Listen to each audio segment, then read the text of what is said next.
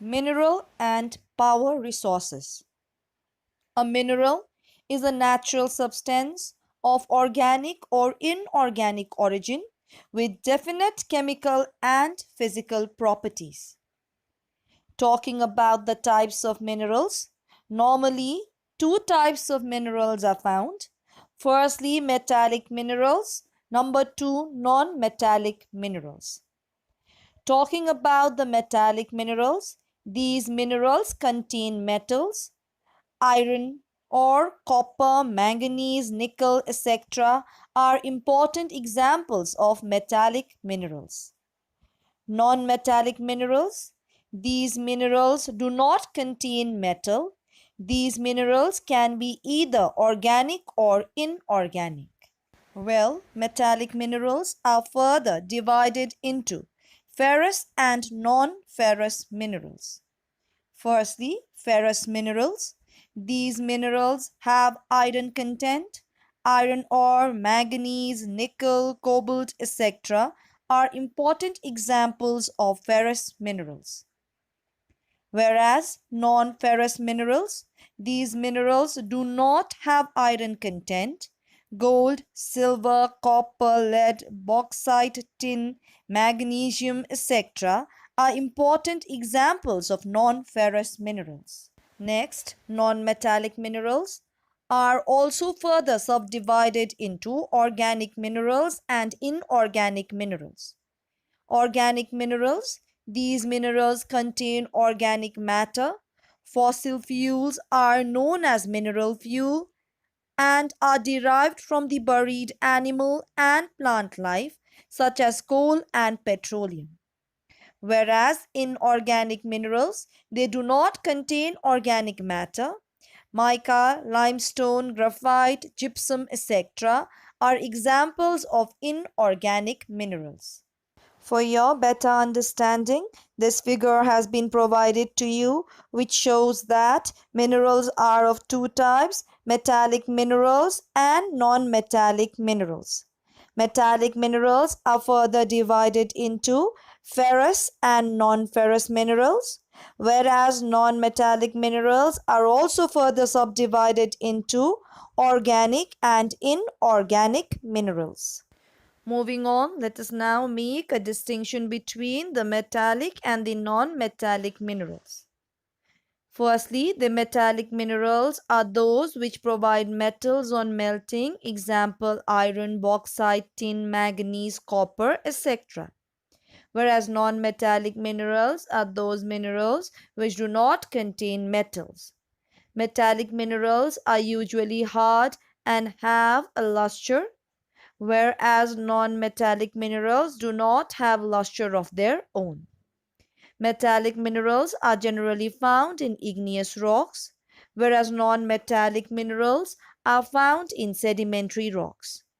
Metallic minerals, when hit, they do not break, whereas non-metallic minerals, when hit, they get broken into pieces. Lastly, metallic minerals, they are ductile and malleable, whereas non-metallic minerals are not ductile and malleable. That means metallic minerals are capable of being changed into a new form, whereas non-metallic minerals cannot be melted into various forms. Next, let us make a distinction between ferrous and non-ferrous minerals. Firstly, ferrous minerals are those minerals having iron content and used in iron and steel industry, whereas non-ferrous minerals are those minerals having no iron content like gold, copper, nickel, lead, etc. Ferrous minerals are grayish in color and form basic of machinery, whereas non-ferrous minerals, they have different colors and are important for economic growth. Ferrous minerals are found in crystalline rocks, whereas non-ferrous minerals can be found in all types of rocks. Well, minerals have the following three distinct characteristics. Firstly, minerals are unevenly distributed over space. That means we do not find equal amount of minerals everywhere. Number two, there is an inverse relationship in quality and quantity of minerals. That means good quality minerals are less in quantity as compared to low quality minerals. Thirdly, minerals are exhaustible resource. That means once the minerals is used, they are lost forever.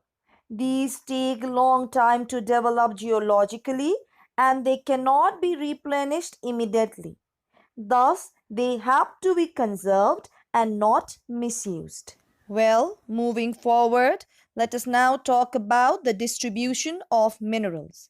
Minerals are very unevenly distributed due to varied geological formations in different parts of India.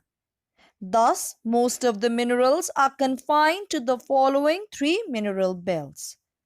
Firstly, northeastern plateaus. This is the richest belt and consists of the Chota Nagpur Plateau, Odisha Plateau and Eastern Andhra Plateau. It has rich deposits of iron ore, manganese, mica, bauxite, limestone, copper, etc. The Damodar Valley and Chhattisgarh have coal deposits which support iron and steel industry. Most of the integrated iron and steel plants of India are located in this belt.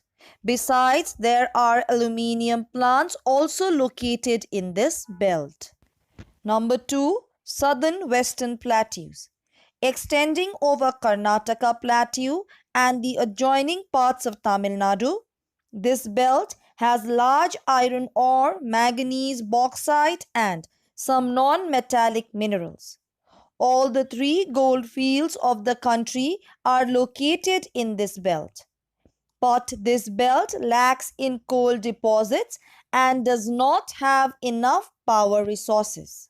Thirdly, northwestern region. This belt encompasses the Gulf of Khambat of Gujarat and the Aravalli range in Rajasthan. Petroleum and natural gas are the main mineral of this belt. Some of the non-ferrous metals such as copper, silver, lead and zinc are also found here. Gujarat and Rajasthan have rich sources of salt belts. Let us now talk about the metallic minerals. And firstly, let us begin with the iron ore.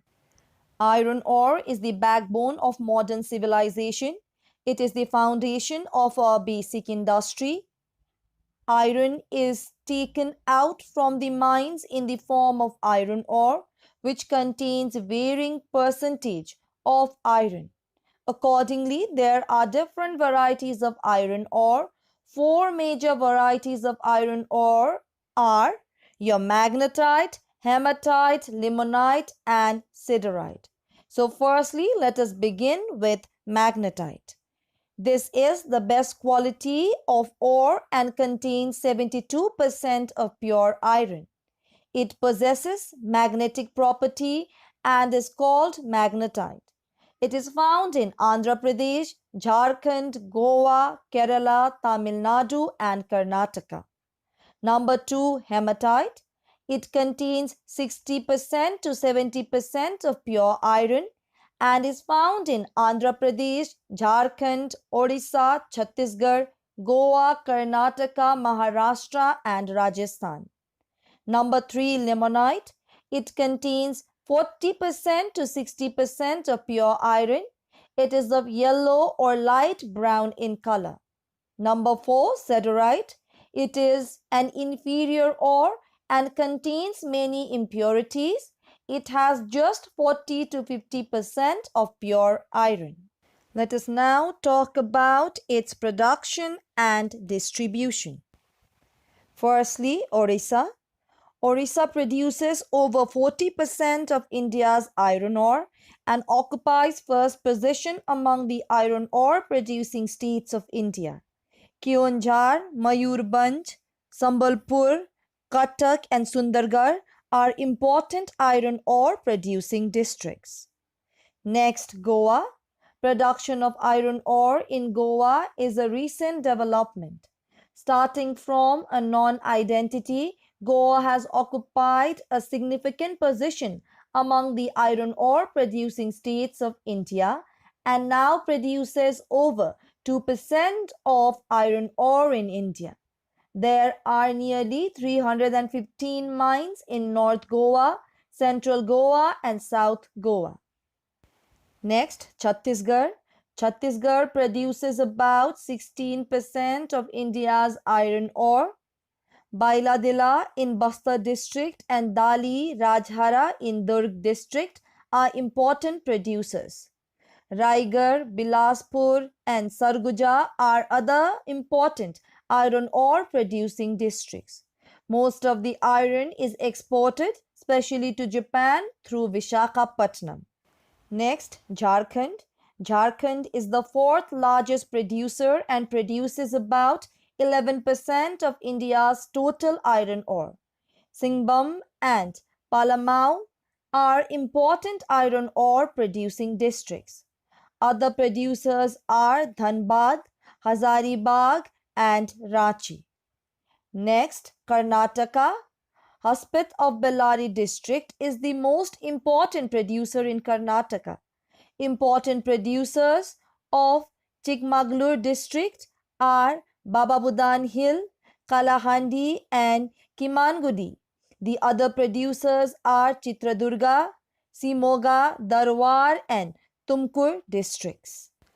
Other producers includes Balaghat, Jabalpur of Madhya Pradesh, Chandrapur and Ratnagiri district of Maharashtra, Salem, Coimbatore of Tamil Nadu, Kurnool, Guntur of Andhra Pradesh, Jaipur, Udaipur of Rajasthan, Garhwal, Nainital of Uttarakhand, Kangra, Mandi of Himachal Pradesh, etc.